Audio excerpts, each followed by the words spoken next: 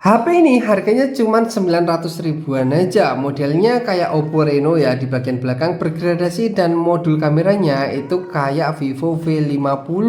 Tapi pas datang HP-nya itu langsung kayak gini, nggak ada lemnya. Jadi udah renggang banget kayak gini. Dan HP ini masih banyak minus lainnya. Untuk kelengkapannya pertama ada boxnya, kemudian ada unit HP-nya, terus ada softcase bening, ada kepala charger dengan output cuma 10 watt doang, dan ada headset, terus ada USB-A to Type-C, ada user manual, ada SIM ejector, dan yang terakhir ada tempered glass kayak gini. Ya, tapi untuk kelengkapannya ini kopong dan ringan seperti charger, USB KW, dan headset murah. Terus untuk tampilan boxnya di bagian depan ada tulisan Takniko, ada gambar HP-nya kayak gini, terus di samping kirinya kosong, kanannya kosong, atasnya cuman ada barcode seperti ini, dan bagian bawahnya ada stiker pabrikannya Made in China. Kemudian di bagian belakang ada sedikit spesifikasi, water notch display, HD kamera, 5000 mAh baterai, octa-core prosesor, HD plus screen, kemudian Android TM operation system. Halo cuy, selamat datang kembali di channel review murah ya. Kali ini aku beli HP aneh lagi nih, mereknya Takniko V8 Pro ya. Jadi HP Takniko ini ya mungkin jarang yang denger ya. Aku juga pertama kali ini beli HP merek ini nih. Ya, untuk tampilan bodinya di sini cukup keren ya. Nih, keren kayak gini, kayak Oppo Reno bagian belakangnya nih, keren bergradasi warna-warni kayak gini. Nah, keren ya untuk tampilan belakangnya. Di sini ada mereknya Takniko. Terus untuk modul kameranya ini kayak HP Vivo ya, V40 atau V50 modelnya tuh kayak gini. Cuman ini untuk kameranya miring ya di sini sama di sini. Kalau misalnya Vivo V40 atau 50 kan atas bawah ya. Dan di sini juga ada tulisan Aura Lake Always Portrait, dan nggak ketinggalan di sini ada kamera satu lagi. Widih, keren ya. Jadi modelnya ini kelihatan keren. Kalau misalnya dilihat dari belakangnya doang ya, body keren, modul keren. Tapi HP yang aku beli ini baru beli udah, aduh, ini udah renggang kayak gini ya, kayak nggak dilem kayak gitu, lemnya itu mau copot nih ya untuk backdoornya sendiri seperti ini. Ya, jadi udah minus lah ya. Kemudian untuk tampilan di samping kanannya ini ada tombol volume, tombol power, dan ada lubang. Biasanya untuk reset sih kalau deket tombol power kayak gini. Kemudian di kirinya ada slot SIM tray. Slotnya udah triple slot, 2 nano SIM sama 1 micro SD ya. Kemudian di bagian atasnya itu kosong, dan di bagian bawahnya ini ada speaker, terus ada port Type-C, ada lubang jack audio 3,5, dan ada lubang mikrofon ya. Jadi tampilannya cukup oke, dan di bagian depannya di sini udah ada kamera selfie-nya yang bukan water drop screen. Namanya dot display ya, atau not display nih. Tulisannya apa sih di sini nih? Tulisannya di sini water not display ya. Jadi untuk kamera depannya udah buletan di dalam layar kayak gini.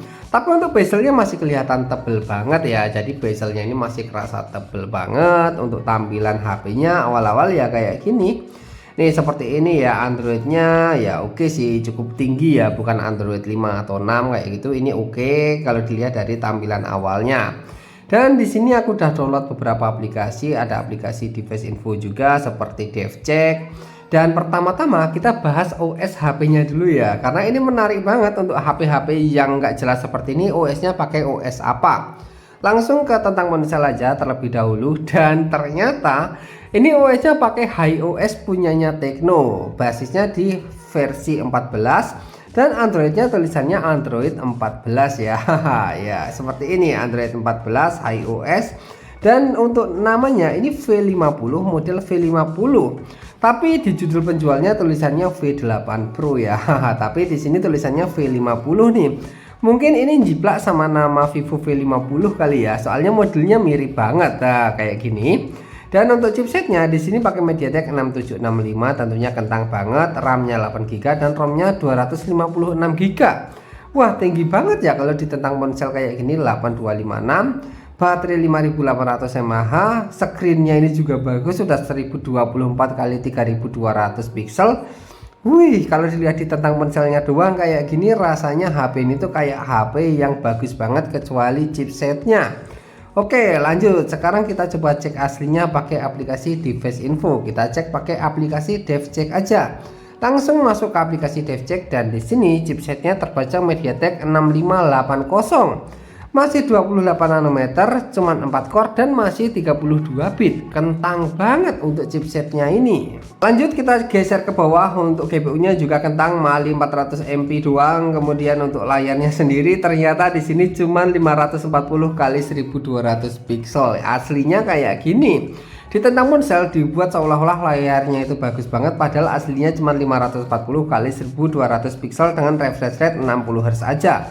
Kepadatannya juga cuma 160 ppi doang. Waduh, ini udah lah ya, layarnya itu layar-layar kentang ya. Dilihat dari warnanya aja udah kelihatan kebiru-biruan kayak gini. Jadi ini pakai layar-layar murah pastinya. Dan untuk memorinya ini cuma 4/64 doang. Aslinya RAM 4GB dan ROM-nya 64GB, tapi dibuat seolah-olah itu 8/256. Ya, hasilnya cuma 64GB doang ya. Kemudian kita geser untuk fiturnya. Di sini ada USB aksesori, tapi untuk host USB ini nggak support ya. Dan Face ID support, kemudian infrarednya nggak ada, NFC-nya nggak ada, GPS-nya ada. Jadi ya ini tuh nggak support host USB, tapi untuk USB aksesori support ya. Kita coba cek apakah HP ini support fingerprint, karena di sini nggak ditulis ya, tapi di deskripsi penjualnya nuliskan support fingerprint. Jadi kita coba cek aja di bagian keamanan ya, langsung cek di bagian di sini cuy, security ya, langsung ke sini. Dan untuk fingerprintnya kita coba langsung continue, langsung pattern aja, kita coba kayak gini. Oke, langsung next. Oke, kita cobain.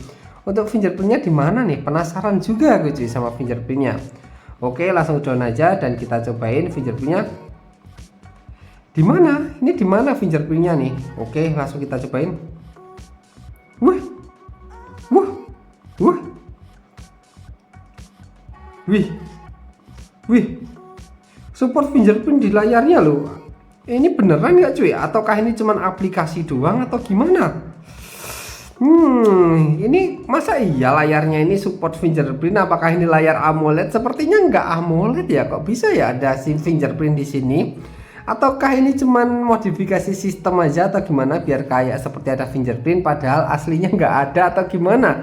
Ya kurang tahu juga sih, tapi sepertinya ini bukan fingerprint ya, karena layarnya ini bukan layar AMOLED.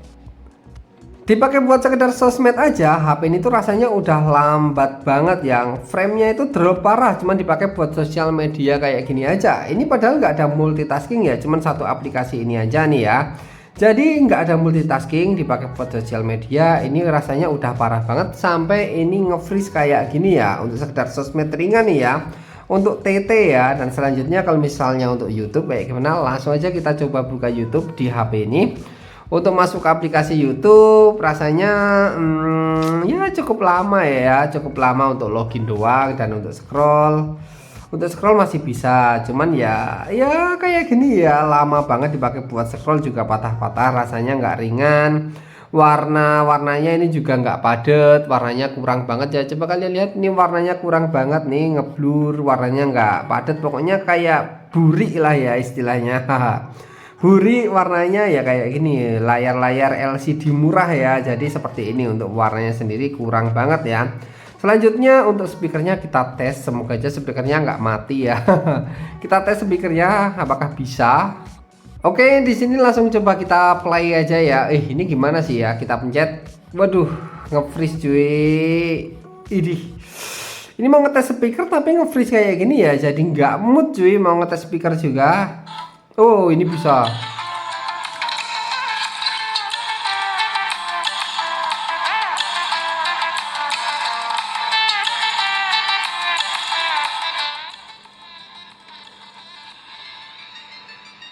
Ini speakernya sih bisa keras ya, tapi suaranya cempreng juga ya, suaranya itu cempreng juga, tapi ya lumayan lah untuk sekedar dengerin musik aja masih bisa. Tapi tetap nggak aku sarankan kalian buat beli HP-HP kayak gini. Karena apa?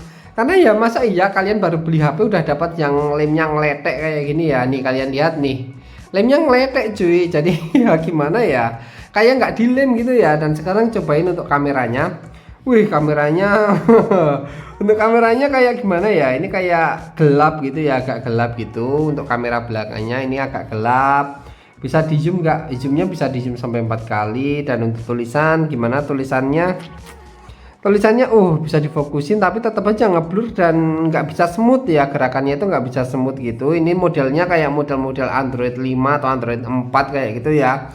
Cuman ada menu gambar sama mode video kayak gini doang, dan untuk mode videonya ya tetap aja patah-patah ya. Kalau misalnya kalian mau pakai buat video ini patah-patah. Dan untuk menunya di mana nih? Kita coba cari menunya. Menunya di mana cuy?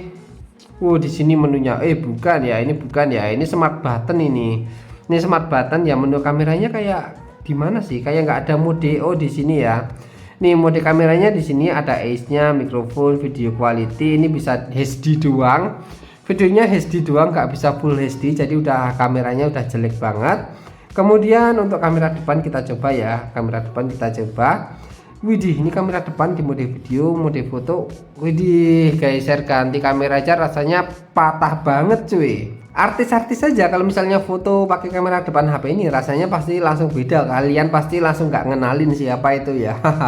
Dan untuk kamera depannya kita coba ke mode video, kita coba ke video kayak gini. Langsung aja kita coba ke pengaturan. Videonya ini maksimalnya widih cuman 480p doang. Ini untuk video kamera apaan ini 480p ya. Jadi aku saranin sebaiknya hindari buat beli HP ini ya, karena dari luar sampai dalam itu udah minus banget. Dari luar di sini udah kelihatan minus, dari dalam memorinya tipu-tipu, dan HP-nya lemot banget. Dipakai buat sosial media aja lemot banget, kameranya buri, dan masih banyak lainnya ya. Dan HP kayak gini untuk WA itu resiko kena spam atau kena blokir juga ya, ada resiko. Dan HP kayak gini sebaiknya jangan dipakai buat aplikasi yang berhubungan dengan duit ya, karena takutnya gampang kena hack kayak gitu ya. Jadi ya resiko banget sih HP kayak gini kalau misalnya dipakai aplikasi yang berhubungan dengan duit. Karena kalian lihat aja ya, HP ini OS-nya bukan pakai OS-nya sendiri, ini punyanya Tecno dipasang di HP ini. Jadi ya gimana ya, udahlah minusnya banyak banget, resikonya juga gede. Sebaiknya hindari buat beli HP kayak gini ya. Mending beli HP yang resmi-resmi aja walaupun kalian itu belinya second, oke? Jadi untuk videonya sampai di sini aja ya. Semoga video ini bermanfaat. Jangan lupa subscribe dan terima kasih.